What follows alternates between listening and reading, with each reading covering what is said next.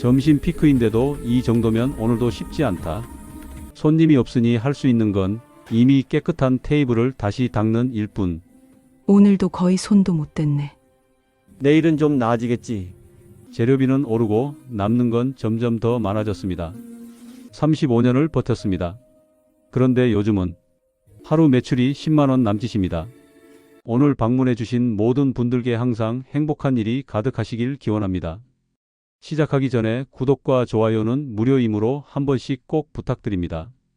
지금부터 동네 식당의 몰락, 맛은 그대로인데 손님이 끊겼다를 시작하겠습니다. 휴대전화 알람이 새벽 4시를 알렸습니다. 김영수 사장은 어둠 속에서 눈을 떴습니다. 옆에서 자고 있는 아내를 깨우지 않으려 조심스럽게 몸을 일으켰습니다. 무릎에서 뚝뚝 소리가 났습니다. 66의 몸은 이제 새벽마다 항의를 했습니다. 침대 가장자리에 앉아 잠시 심호흡을 했습니다. 오늘도 버텨야 한다는 생각이 먼저 들었습니다. 세면대 앞에 선 사장은 거울 속 자신을 봤습니다. 흰 머리가 대부분이었고 눈가에 주름이 깊었습니다. 이 얼굴로 오늘도 15시간을 버텨야 했습니다. 찬물로 얼굴을 씻자 정신이 조금 들었습니다. 수건으로 얼굴을 닦으면서 허리를 천천히 폈습니다. 아침마다 허리가 굳어 있었습니다. 옷을 갈아입는 동안 아내가 뒤척이는 소리가 들렸습니다. 아내도 곧 일어나 식당으로 올 것이었습니다. 63세 아내 역시 매일 새벽부터 밤까지 일했습니다. 사장은 조용히 방문을 닫고 현관으로 나왔습니다. 식당까지는 걸어서 10분 거리였습니다. 새벽 공기가 차가웠습니다. 가로등 아래로 그림자가 길게 늘어졌습니다. 사장은 천천히 걸으면서 오늘 해야 할 일들을 머릿속으로 정리했습니다. 배추 2포기, 돼지고기 3kg, 두부 10모가 필요했습니다. 파와 마늘도 떨어져 가고 있었습니다. 골목길을 지나면서 다른 가게들을 봤습니다. 아직 문을 연 곳은 없었습니다. 요즘 같은 가게 주인들은 대부분 8시나 되어야 문을 열었습니다. 하지만 식당은 달랐습니다. 아침 손님을 받으려면 7시 전에는 준비를 끝내야 했습니다. 식당 문을 열자 어제의 냄새가 남아 있었습니다. 환풍기를 돌리고 불을 켰습니다. 형광등이 깜빡이다가 천천히 밝아졌습니다. 주방으로 들어가 앞치마를 둘렀습니다. 허리를 숙여 냉장고 문을 열 때마다 허리가 욱신거렸습니다. 이 통증은 이제 익숙해졌습니다. 오늘은 재료가 좀 남았네. 사장은 혼잣말을 했습니다. 어제 손님이 적었기 때문이었습니다. 남은 재료를 확인하면서 오늘 장을 얼마나 봐야 할지 계산했습니다. 요즘은 재료를 많이 사두면 버리는 것이 더 많았습니다. 10년 전만 해도 재료가 모자랄까 걱정했는데 이제는 남을까 걱정하는 시대가 됐습니다. 냉장고에서 김치통을 꺼냈습니다. 무거운 통을 들어 올릴 때 팔이 떨렸습니다. 조리대에 내려놓고 뚜껑을 열었습니다. 김치 냄새가 코를 찔렀습니다. 신김치가 딱 좋게 익었습니다. 오늘 김치찌개 맛은 괜찮을 것 같았습니다. 5시 반 재료상에서 전화가 왔습니다. 사장님, 오늘 배추 가격이 또 올랐습니다. 포기당 5,000원입니다. 지난주보다 1,000원이 올랐네요. 그래도 주세요. 2포기만요. 돼지고기도 킬로당 12,000원으로 올랐습니다. 그것도 3kg만 주시오. 오늘 중으로 갖다 주시오. 전화를 끊고 나서 사장은 한숨을 쉬었습니다. 재료비는 계속 오르는데 메뉴 가격은 올릴 수가 없었습니다. 손님들은 이미 비싸다고 불평했습니다. 김치찌개 한 그릇에 8,000원을 받는데 재료비만 3,000원이 넘어갔습니다. 가스레인지에 불을 붙이고 물을 끓이기 시작했습니다. 육수를 미리 내두어야 아침 손님을 받을 수 있었습니다. 멸치와 다시마를 넣고 센 불로 끓였습니다. 냄비에서 김이 모락모락 올라왔습니다. 6시 아내가 식당에 도착했습니다. 아내도 올해 63이었습니다. 무거운 가방을 들고 들어오는 모습이 힘들어 보였습니다. 오늘도 일찍 나왔구먼. 아침은 먹고 나왔어요? 집에서 빵 한 조각 먹었어. 당신은 드셨어? 나도 먹었어. 준비 시작합시다. 오늘 손님 좀 많이 왔으면 좋겠어. 글쎄요. 요즘 같아서는 기대하기 어렵소.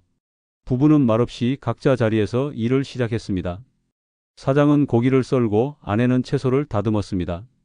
30년을 함께 일한 손놀림은 빨랐지만 예전만큼 힘이 나지는 않았습니다. 칼질을 하는 손목이 자주 아팠고 오래 서 있으면 다리가 저렸습니다. 식탁을 닦고 반찬을 준비하고 쌀을 씻어 밥솥에 앉혔습니다. 모든 동작이 기계처럼 반복됐습니다. 하지만 몸은 기계가 아니었습니다. 매일 조금씩 더 무거워지고 조금씩 더 느려졌습니다. 7시 첫 손님이 문을 열고 들어왔습니다. 70대로 보이는 단골 할아버지였습니다. 사장님, 오늘도 일찍 여셨네요. 김치찌개 하나 주시오. 네, 손님. 조금만 기다려 주십시오. 금방 끓여 드리겠습니다. 사장은 주방으로 들어가 재빨리 찌개를 끓이기 시작했습니다. 냄비에서 김치 끓는 냄새가 퍼졌습니다. 밥을 푸고 반찬을 담으면서 사장은 시계를 봤습니다.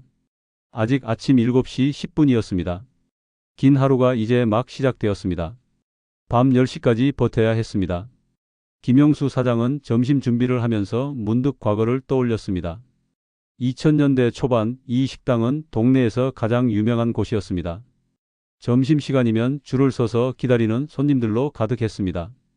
테이블 12개가 모두 찬 적이 많았습니다. 그때는 하루에 200명 넘는 손님이 왔습니다. 아침 7시부터 밤 10시까지 쉴 틈이 없었습니다. 주방에서는 가스레인지 4개가 동시에 돌아갔습니다.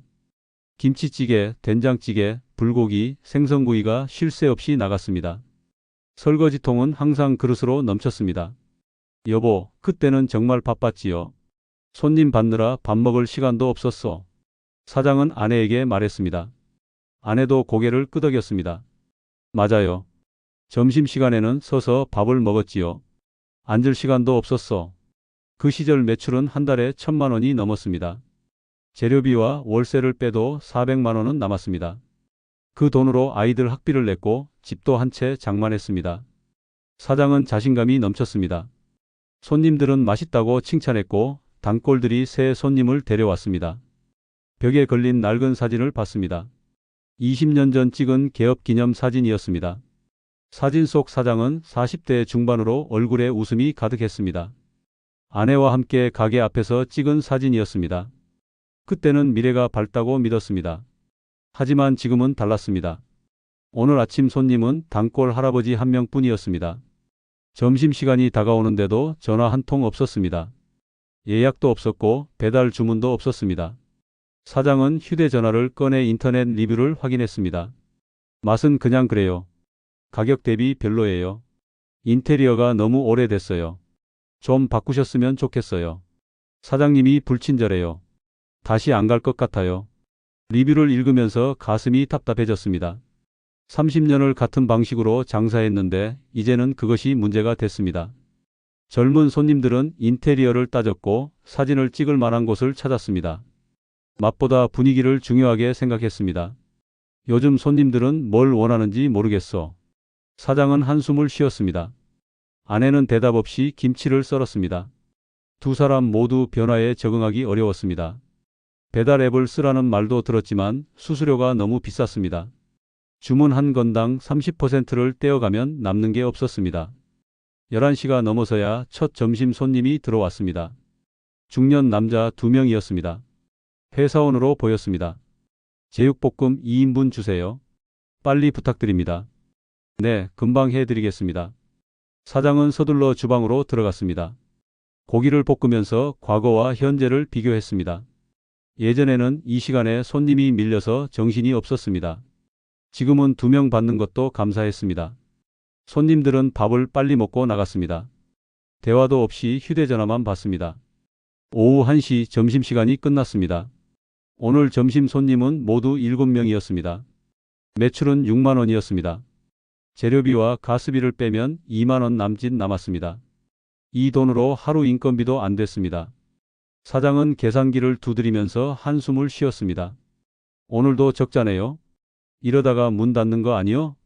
아내가 걱정스럽게 물었습니다. 사장은 대답하지 못했습니다.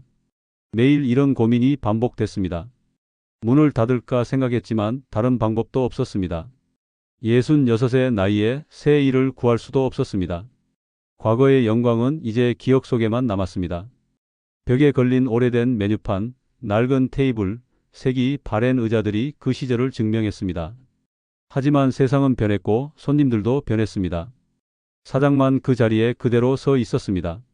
저녁 준비를 하면서 사장은 최근 변화를 실감했습니다. 5년 전만 해도 저녁 시간은 바빴습니다. 퇴근하는 직장인들이 들러서 술 한잔하고 갔습니다. 가족 단위 손님도 많았습니다. 하지만 지금은 저녁에도 한산했습니다. 가장 큰 이유는 배달 앱이었습니다. 사람들은 이제 밖에 나가지 않았습니다. 휴대전화로 주문하고 집에서 받아 먹었습니다. 배달비를 내도 나가는 것보다 편하다고 했습니다. 식당에 직접 오는 손님은 갈수록 줄었습니다. 젊은 세대는 더욱 달랐습니다. 20대, 30대 손님들은 식당을 고를 때 인터넷 리뷰를 먼저 봤습니다. 별점이 낮으면 아예 오지 않았습니다. 사진이 예쁘지 않으면 관심도 두지 않았습니다. 사장의 식당은 별점이 3점대였습니다. 사장님, 와이파이 비밀번호 좀 알려주세요. 가끔 오는 젊은 손님들은 이렇게 물었습니다. 사장은 와이파이가 없다고 대답했습니다. 그러면 손님들은 불편한 표정을 지었습니다. 요즘 식당은 와이파이가 기본이라고 했습니다. 인터넷 선 연결하려면 돈이 드는데 그럴 여유가 없수어. 사장은 아내에게 말했습니다. 매달 적자인데 새로운 투자를 할 수 없었습니다. 와이파이뿐만 아니라 실내 인테리어도 손봐야 한다고 들었습니다. 하지만 인테리어 비용이 수백만 원이었습니다. 주변 상권도 변했습니다. 10년 전에는 이 골목에 식당이 5곳뿐이었습니다. 지금은 10곳이 넘었습니다. 프랜차이즈 식당도 2곳이나 들어왔습니다. 깔끔한 인테리어에 체계적인 메뉴로 젊은 손님을 끌어모았습니다. 요즘 젊은 사람들은 우리 같은 식당 안 와요. 세련된 데만 가지요. 단골 할머니가 말했습니다. 사장도 그 말이 맞다고 생각했습니다. 30년 된 낡은 식당은 이제 경쟁력이 없었습니다. 맛으로만 승부하던 시대는 지났습니다. 저녁 6시가 되었습니다. 예전 같으면 벌써 손님으로 붐볐을 시간이었습니다. 하지만 오늘은 텅 비어 있었습니다.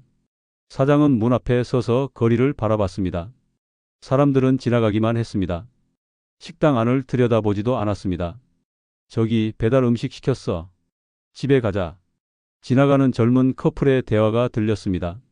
사장은 씁쓸한 표정으로 안으로 들어왔습니다. 세상이 너무 빨리 변했습니다.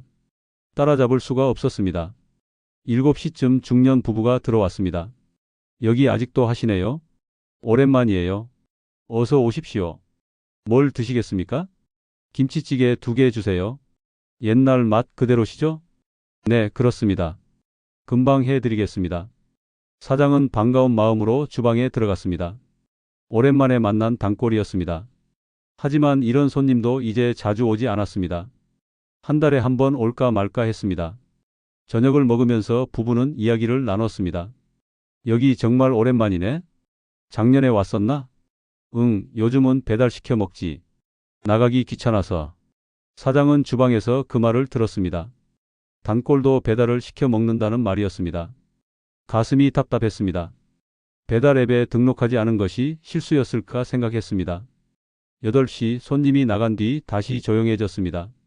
오늘 저녁 손님은 모두 4명이었습니다. 매출은 4만 원이었습니다. 아침과 점심을 합쳐도 15만 원이 안 됐습니다. 전기세와 가스비, 재료비를 빼면 손에 쥐는 돈은 거의 없었습니다. 이렇게 장사해서 언제까지 버틸 수 있겠어? 아내가 걱정스럽게 물었습니다. 사장도 확신이 없었습니다. 한 달 적자가 100만 원씩 쌓였습니다. 저축한 돈으로 메우고 있었지만 그것도 곧 바닥날 것 같았습니다. 조금만 더 버텨봅시다. 뭐라도 방법이 있겠지요? 사장은 대답했지만 속으로는 불안했습니다. 사회가 변하는 속도를 따라갈 수 없었습니다. 디지털 시대에 아날로그 방식으로 버티는 것이 한계에 다다랐습니다. 아침장을 보러 재래시장에 갔습니다. 사장은 장바구니를 들고 채소 가게 앞에 섰습니다. 배추 가격표를 보고 깜짝 놀랐습니다. 포기당 5,500원이었습니다. 한 달 전보다 2,000원이나 올랐습니다. 사장님, 요즘 배추값이 왜 이렇게 비쌉니까? 날씨 때문에 작황이 안 좋아서 그래요. 더 오를 수도 있어요. 그래도 너무 비싸네요. 2포기만 주세요. 배추를 사고 정육점으로 갔습니다. 돼지고기 삼겹살이 킬로그램당 13,000원이었습니다. 작년에는 만원이었는데 3,000원이나 올랐습니다. 목살은 12,000원, 앞다리살은 만원이었습니다. 고기도 많이 올랐네요. 3kg만 주시오. 요즘 다들 그래요. 사료값이 올라서 고기값도 계속 오르는 거예요. 장을 보고 나니 오늘만 8만 원이 들었습니다. 예전에는 5만 원이면 이틀치 재료를 샀는데 이제는 하루도 부족했습니다. 장바구니를 들고 걸어오는 길이 무거웠습니다. 팔이 아프고 허리가 휘청거렸습니다. 식당으로 돌아와 아내에게 영수증을 보여줬습니다. 오늘 재료비가 8만 원이에요. 어제는 7만 원이었는데 매일 이렇게 오르면 어떻게 장사를 하겠어? 메뉴 가격을 올려야 하는데 올리면 손님이 더 줄 거예요. 김치찌개 한 그릇 가격은 8천 원이었습니다. 재료비가 3,500원 들었습니다. 가스비, 전기세, 인건비를 생각하면 남는 게 없었습니다. 된장찌개는 7천 원에 파는데 재료비가 3천 원이었습니다. 제육볶음은 만 원에 팔았지만 재료비가 5천 원 가까이 들었습니다. 한 달 매출이 400만 원인데 재료비만 200만 원 넘어요. 사장은 장부를 펼쳐놓고 계산했습니다. 월세가 80만 원, 전기세가 20만 원, 가스비가 30만 원이었습니다. 여기에 각종 세금과 보험료까지 합치면 350만 원이 나갔습니다. 남는 돈은 50만 원도 안 됐습니다. 두 사람이 한 달 50만 원으로 어떻게 살아요? 아내가 걱정스럽게 말했습니다. 집 월세가 40만 원이었습니다. 두 사람 생활비로 최소 60만 원은 필요했습니다. 병원비와 약값도 한 달에 20만 원씩 들었습니다. 결국 매달 70만 원씩 적자였습니다. 저축해둔 돈으로 메우고 있지만 그것도 얼마 안 남았어. 사장은 통장을 확인했습니다. 잔액이 300만 원이었습니다. 이 돈으로 버티면 넉 달 정도 가능했습니다. 그 이유는 생각하고 싶지 않았습니다. 젊었을 때 모아둔 돈으로 집을 샀고 아이들 결혼 자금으로 써서 노후 자금이 부족했습니다. 점심시간이 지나고 아내와 마주 앉아 라면을 끓여 먹었습니다. 식당 음식은 손님에게 팔아야 해서 함부로 먹을 수 없었습니다. 라면 한 봉지가 1,000원이었지만 그것도 아까웠습니다. 우리가 이렇게 살려고 30년을 일한 게 아닌데. 아내가 라면을 먹으면서 한숨을 쉬었습니다. 사장도 대답하지 못했습니다. 젊었을 때는 열심히 일하면 노후가 편할 거라 믿었습니다. 하지만 현실은 달랐습니다. 노후 준비는 제대로 하지 못했고 체력으로 버티는 일만 남았습니다. 아들한테 손 벌릴 수도 없고 어떻게 해야 하나? 아들은 작년에 결혼해서 자기 생활도 빠듯했습니다. 손자가 태어나서 육아 비용도 많이 들었습니다.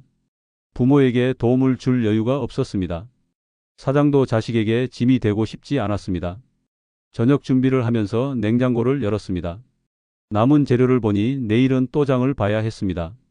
두부가 3모 남았고 파와 마늘이 거의 떨어졌습니다. 김치도 얼마 남지 않았습니다. 내일도 8만 원은 들겠네요. 이번 주만 30만 원 넘게 썼어. 사장은 계산기를 두드렸습니다. 한 달이면 120만 원이 재료비로 나갔습니다. 여기에 월세와 공과금을 합치면 250만 원이었습니다. 매출이 400만 원이어도 빠듯했습니다. 이제 우리 나이에 다른 일 할 수도 없고 계속 이러고 살아야 하나? 아내의 목소리에 절망이 묻어났습니다. 사장도 답이 없었습니다. 66의 나이에 새 일자리를 구할 수 없었습니다. 식당 외에는 할 줄 아는 것도 없었습니다. 체력이 닿는 한 버틸 수밖에 없었습니다. 밤이 되어 하루 매출을 정리했습니다. 오늘은 13만 원이었습니다. 재료비 8만 원을 빼니 5만 원이 남았습니다. 전기세와 가스비를 일할 계산하면 2만 원 정도였습니다. 결국 손에 쥐는 돈은 3만 원이었습니다. 두 사람이 하루 15시간 일해서 3만 원을 번 것이었습니다. 아침 4시에 일어나는 것이 점점 힘들어졌습니다. 사장은 침대에서 몸을 일으키려다가 허리에 통증을 느꼈습니다. 작년부터 허리 디스크가 심해졌습니다. 병원에서는 수술을 권했지만 수술비가 500만 원이었습니다.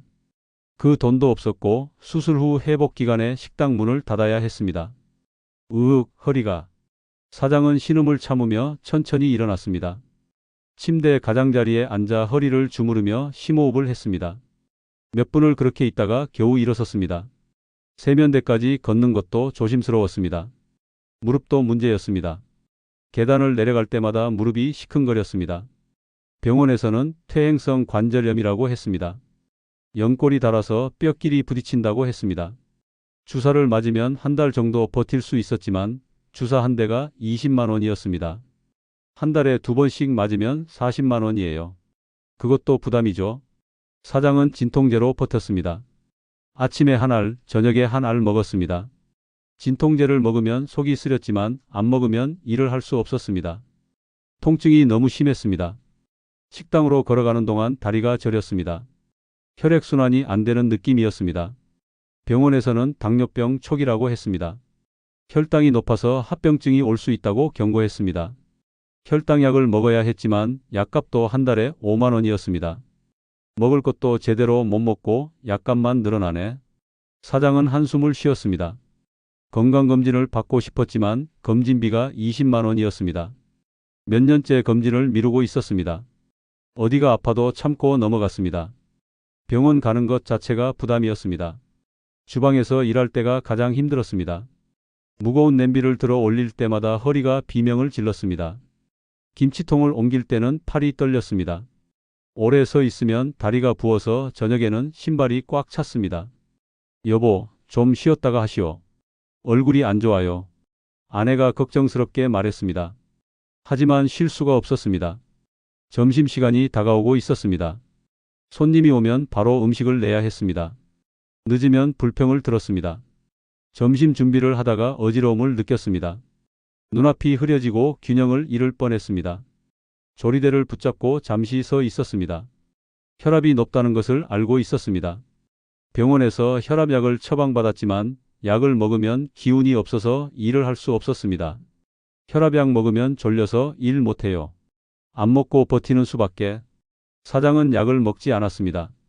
그 대신 통증과 어지러움을 참았습니다. 쓰러지지만 않으면 된다고 생각했습니다. 하지만 몸은 한계에 다다르고 있었습니다. 아내도 상태가 좋지 않았습니다. 손목 터널 증후군으로 손이 저리고 아팠습니다.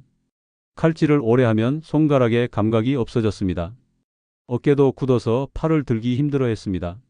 손목이 너무 아파서 밤에 잠을 못 자요. 아내는 손목 보호대를 차고 일했습니다. 하지만 그것도 임시방편이었습니다. 병원에서는 수술이 필요하다고 했지만 역시 비용 때문에 미루고 있었습니다. 저녁 6시 사장은 잠깐 주방 뒤에 앉았습니다. 다리가 너무 아파서 더 이상 서 있을 수 없었습니다. 의자에 앉아 다리를 주무르며 숨을 몰아쉬었습니다. 등에서 식은땀이 흘렀습니다. 20년만 젊었어도 이렇게 힘들지 않았을 텐데. 사장은 혼잣말을 했습니다. 40대, 50대 때는 하루 16시간을 일해도 견딜 수 있었습니다. 하지만 60을 넘으니 몸이 말을 듣지 않았습니다. 체력은 한계에 다다랐고 회복도 느렸습니다. 밤 10시 문을 닫고 집으로 돌아가는 길이었습니다. 걸음마다 무릎에서 소리가 났습니다. 허리를 펴지 못하고 구부정하게 걸었습니다. 집까지 10분 거리가 30분처럼 느껴졌습니다. 내일 아침에 또 일어나야 하는데 몸이 회복될 시간이 없으어. 아내도 힘겹게 걸었습니다. 두 사람은 말없이 천천히 걸었습니다. 집에 도착하면 씻고 바로 잠들었습니다. 몇 시간 자고 다시 새벽에 일어나야 했습니다. 이런 생활이 30년째 반복되고 있었습니다. 몸은 한계를 넘어섰지만 멈출 수가 없었습니다. 사장은 손님을 늘리기 위해 고민했습니다. 매출이 계속 떨어지는 것을 보고만 있을 수 없었습니다. 먼저 메뉴판을 바꿔보기로 했습니다. 낡은 메뉴판을 떼어내고 새로 만들었습니다. 인쇄소에서 5만 원을 주고 깔끔하게 인쇄했습니다. 메뉴판이라도 새 것으로 바꾸면 손님들이 좋아하지 않을까? 하지만 메뉴판을 바꾼 후에도 손님 수는 그대로였습니다. 젊은 손님들은 메뉴판보다 휴대전화 리뷰를 먼저 봤습니다. 5만 원이 아까웠지만 이미 늦었습니다. 다음으로 메뉴를 줄여보기로 했습니다. 12가지 메뉴 중에서 잘 안 나가는 것을 빼기로 했습니다. 생선구이와 불고기는 한 달에 몇 번 나갈까 말까 했습니다. 재료만 냉장고에서 자리를 차지했습니다. 메뉴를 6가지로 줄이면 재료비를 아낄 수 있을 거요. 아내와 상의해서 메뉴를 정리했습니다. 김치찌개, 된장찌개, 제육볶음, 비빔밥, 순두부찌개, 청국장만 남겼습니다. 재료비가 적게 드는 메뉴 위주로 골랐습니다. 한 달 재료비를 20만 원 정도 줄일 수 있을 것 같았습니다. 하지만 단골 손님들이 불평했습니다. 사장님, 생선구이는 왜 없애셨어요? 그거 먹으러 왔는데? 죄송합니다. 요즘 잘 안 나가서 빼게 됐습니다. 그럼 다른 데 가야겠네요? 아쉽습니다. 단골마저 떠나갈까봐 걱정이 됐습니다.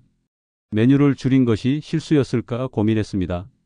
하지만 되돌릴 수도 없었습니다. 이미 공지를 했고 재료 주문도 줄였습니다. 영업시간도 조정해 봤습니다. 저녁 장사가 안 되니 아예 저녁을 포기하고 오후 6시에 문을 닫기로 했습니다. 체력도 아끼고 전기세도 줄일 수 있었습니다. 저녁 시간 5시간을 빼면 전기세가 10만 원은 줄 거요. 일주일 동안 시험 삼아 6시에 문을 닫았습니다. 저녁 매출은 하루 3만 원 정도였으니 큰 손해는 아니었습니다. 오히려 일찍 퇴근해서 몸이 편했습니다. 그런데 문제가 생겼습니다. 저녁에 오던 단골들이 연락을 했습니다. 사장님, 저녁 장사 안 하세요? 퇴근하고 가려고 했는데 문이 닫혀 있더라고요. 죄송합니다. 요즘 몸이 안 좋아서 6시에 닫습니다. 그럼 이제 못 가겠네요. 아쉽습니다. 결국 저녁 영업을 다시 시작했습니다. 단골까지 잃을 수는 없었습니다. 시간 조정도 실패했습니다. 재료를 아끼는 방법도 시도했습니다. 고기 양을 조금씩 줄이고 반찬 가짓수를 줄였습니다. 예전에는 반찬이 6가지였는데 4가지로 줄였습니다. 김치, 콩나물, 시금치, 멸치볶음만 냈습니다. 반찬이 줄어서 손님들이 눈치챌까요? 아내가 걱정했습니다. 사장도 걱정했지만 재료비를 줄일 방법이 없었습니다. 첫날은 별말 없이 지나갔습니다. 하지만 이틀째부터 불평이 나왔습니다. 사장님, 반찬이 왜 줄었어요? 전에는 더 많았잖아요. 죄송합니다. 요즘 재료비가 너무 올라서요. 그래도 이건 너무한 거 아니에요? 가격은 그대로인데? 손님이 불만스러운 표정으로 밥을 먹었습니다. 그날 저녁 인터넷에 리뷰가 올라왔습니다. 반찬도 줄이고 양도 줄었어요. 별로예요. 별점이 또 떨어졌습니다. 사장은 휴대전화를 보며 한숨을 쉬었습니다. 재료비를 아끼려다 오히려 손님을 잃었습니다. 뭘 해도 안 되네요. 장사가 이렇게 어려운 줄 몰랐어. 사장은 아내에게 말했습니다. 아내도 답답한 표정이었습니다. 30년 장사 경험이 무색했습니다. 시대가 변했고 방법도 달라져야 했습니다. 하지만 나이든 부부에게는 변화가 너무 어려웠습니다. 마지막으로 배달 앱 등록을 고민했습니다. 주변 식당들은 배달로 매출을 올린다고 했습니다. 앱 업체에 연락해서 상담을 받았습니다. 수수료가 주문 금액의 30%입니다. 한 달 광고비가 20만 원 추가됩니다. 30%요? 그럼 10,000원짜리 메뉴 팔아도 7,000원밖에 안 남네요. 그래도 주문이 많으면 괜찮으시잖아요. 사장은 계산을 해봤습니다. 재료비 4,000원, 수수료 3,000원을 빼면 3,000원이 남았습니다. 가스비와 인건비를 생각하면 거의 남지 않았습니다. 차라리 직접 손님을 받는 게 나았습니다. 수수료가 너무 비싸서 못하겠습니다. 앱 등록도 포기했습니다. 모든 시도가 실패로 끝났습니다. 메뉴를 바꿔도 시간을 조정해도 재료를 아껴도 답이 없었습니다. 사장은 자신의 한계를 느꼈습니다. 변화하는 세상에 적응할 수 없었습니다. 사장은 점심 준비를 마치고 밖으로 나왔습니다. 골목길을 천천히 걸으면서 주변 식당들을 살펴봤습니다. 10년 전만 해도 이 골목에는 오래된 식당들만 있었습니다. 지금은 상황이 완전히 달라졌습니다. 골목 입구에 프랜차이즈 분식집이 있었습니다. 밝은 조명에 깨끗한 인테리어였습니다. 점심시간에는 항상 손님이 가득했습니다. 젊은 직장인들이 줄을 서서 기다렸습니다. 메뉴판에는 사진이 크게 붙어 있었고 가격도 합리적이었습니다. 저기는 어떻게 저렇게 손님이 많을까? 사장은 부러운 마음으로 바라봤습니다. 분식집 사장은 젊어 보였습니다. 40대 초반쯤 됐을 것 같았습니다. 빠르게 주문을 받고 음식을 냈습니다. 직원도 2명이나 있었습니다. 조금 더 걸어가니 일식집이 보였습니다. 작년에 새로 생긴 곳이었습니다. 유리창 너머로 깔끔한 내부가 보였습니다. 나무 테이블과 간접 조명이 분위기를 만들었습니다. 점심 정식이 12,000원이었는데도 손님이 많았습니다. 인테리어에 돈을 얼마나 썼을까? 수천만 원은 들었겠지. 사장은 자신의 식당을 떠올렸습니다. 30년 된 낡은 테이블과 의자, 오래된 벽지, 바랜 간판이 부끄러웠습니다. 리모델링을 하려면 2천만 원은 필요하다고 들었습니다. 그 돈이 어디 있었습니까? 골목 끝에는 삼겹살집이 있었습니다. 6개월 전에 문을 열었습니다. 배달 전문으로 운영하는 곳이었습니다. 홀에는 테이블이 4개뿐이었고 대부분 배달 주문을 받았습니다. 배달 오토바이가 끊임없이 드나들었습니다. 배달만으로도 장사가 되나 보네. 사장은 신기한 눈으로 봤습니다. 요즘 사람들은 직접 식당에 오지 않았습니다. 배달 앱으로 주문하고 집에서 받아 먹었습니다. 편리함을 중요하게 생각했습니다. 식당으로 돌아와 아내에게 말했습니다. 요즘 식당들은 다 새롭게 꾸며져 있더군요. 우리만 뒤처진 것 같소. 돈이 있어야 뭐라도 하지요. 우리가 뭘 할 수 있겠소. 두 사람은 한숨만 쉬었습니다.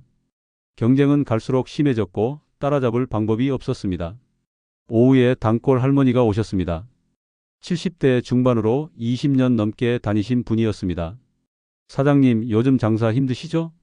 네, 손님이 많이 줄었습니다. 다들 그래요. 우리 아들도 요즘은 배달만 시켜 먹는다고 하더라고요. 배달이 대세인가 봅니다. 저희는 배달 안 하니까 손해죠. 그래도 사장님 음식이 제일 맛있어요. 제가 계속 올게요. 할머니의 위로가 고마웠지만 현실은 냉정했습니다.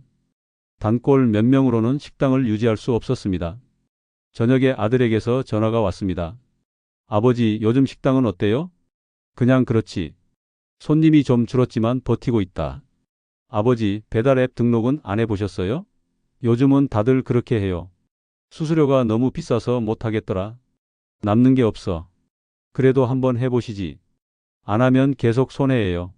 아들의 말이 맞았습니다. 하지만 실행하기가 어려웠습니다. 배달 앱 사용법도 복잡했고 수수료 부담도 컸습니다.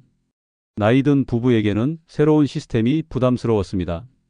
전화를 끊고 나서 사장은 인터넷으로 주변 식당 리뷰를 찾아봤습니다. 프랜차이즈 분식집은 별점이 4.5였습니다. 리뷰가 200개가 넘었습니다. 친절하고 맛있어요. 자주 갑니다. 가성비 최고예요. 인테리어도 예뻐요. 일식집도 별점이 4.3이었습니다. 리뷰가 150개였습니다. 분위기 좋고 음식도 깔끔해요. 사진 찍기 좋아요. 데이트하기 딱이에요. 사장의 식당은 별점이 3점이었습니다. 리뷰는 25개뿐이었습니다. 맛은 그냥 평범해요. 가게가 너무 낡았어요. 사장님이 무뚝뚝해요. 리뷰를 읽으면서 가슴이 답답했습니다. 30년 동안 정성껏 음식을 만들었는데 평가는 냉정했습니다. 맛만으로는 부족했습니다. 분위기, 서비스, 청결도 모두 중요했습니다. 우리가 시대를 못 따라간 거구먼. 사장은 휴대전화를 내려놓고 한숨을 쉬었습니다. 주변은 계속 변하는데 자신만 제자리에 있었습니다. 경쟁에서 밀려나고 있었습니다. 어떻게 해야 할지 막막했습니다. 나이와 자본, 체력 모두 부족했습니다. 버티는 것만으로도 벅찼습니다. 저녁 9시 마지막 손님이 나갔습니다. 사장은 의자에 앉아 하루를 정리했습니다. 오늘 매출은 12만 원이었습니다. 한 달로 계산하면 360만 원 정도였습니다. 재료비와 월세, 공과금을 빼면 마이너스였습니다. 이제 정말 한계에 다다른 것 같소. 사장은 아내를 보며 말했습니다. 아내도 피곤한 얼굴로 고개를 끄덕였습니다. 두 사람 모두 알고 있었습니다. 더 이상 버티기 어렵다는 것을 말입니다. 계산대 앞에 앉아 통장을 확인했습니다. 잔액이 200만 원으로 줄어 있었습니다. 한 달 전보다 100만 원이 줄었습니다. 이 속도라면 두 달 후에는 바닥날 것이었습니다. 그 이유는 생각하고 싶지 않았습니다. 젊었을 때 노후 준비를 제대로 했어야 했는데 사장은 후회했습니다. 40대, 50대 때 열심히 일했지만 번 돈을 다 써버렸습니다. 아이들 교육비, 결혼 자금, 집 장만에 모든 돈이 들어갔습니다. 노후를 위해 따로 저축하지 못했습니다. 연금도 제대로 안 들어서 받는 돈이 한 달에 30만 원 뿐이에요. 국민연금을 성실하게 내지 못했습니다. 장사가 안 될 때는 연금 납부를 미뤘습니다. 그 결과 지금 받는 연금이 적었습니다. 30만 원으로는 월세도 못 냈습니다. 허리를 굽히고 바닥을 닦으면서 사장은 생각했습니다. 만약 지금 문을 닫으면 무엇을 할 수 있을까? 66의 나이에 새 일자리를 구할 수 있을까? 아무것도 떠오르지 않았습니다. 체력으로 버티는 일은 한계가 있어. 몸이 버티지 못하면 끝이에요. 사장은 자신의 허리와 무릎을 만졌습니다. 통증이 느껴졌습니다. 병원에서는 계속 일하면 더 악화된다고 경고했습니다. 하지만 일을 멈출 수 없었습니다. 수입이 끊기면 살 수 없었습니다. 식탁을 닦으면서 30년을 되돌아봤습니다. 새벽부터 밤까지 쉬지 않고 일했습니다. 명절에도 쉬지 않고 식당을 열었습니다. 가족 여행도 몇 번 가지 못했습니다.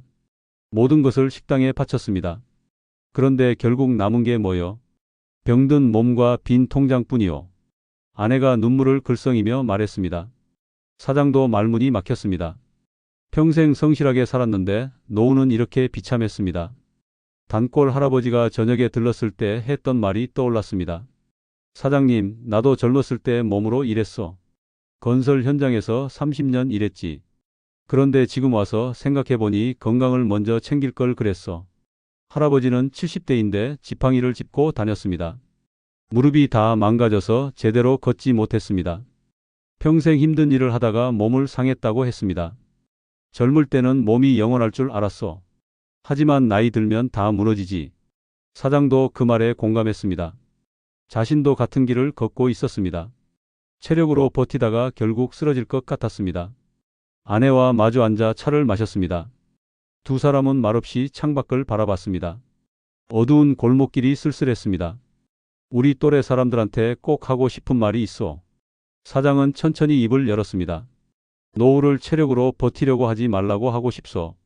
젊었을 때 미리 준비해야 해요. 연금도 제대로 들고 저축도 해야 해요.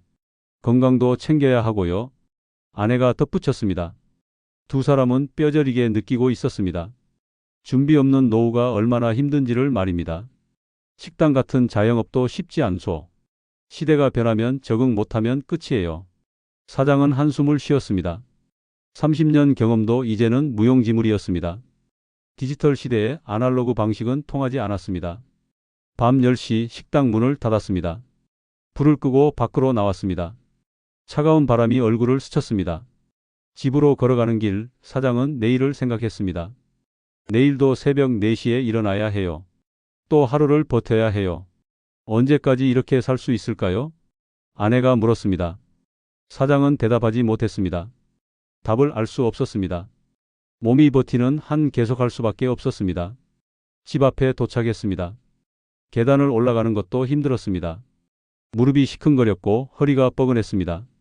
문을 열고 들어가 침대에 누웠습니다. 노후는 체력이 아니라 준비로 버텨야 하는 거였어. 사장은 천장을 보며 중얼거렸습니다. 깨달음은 너무 늦게 왔습니다. 이미 66이었고 몸은 망가졌고 돈은 바닥났습니다. 되돌릴 수 없었습니다. 눈을 감았습니다. 몇 시간 후면 다시 일어나야 했습니다. 새벽 4시 알람이 울릴 것이었습니다.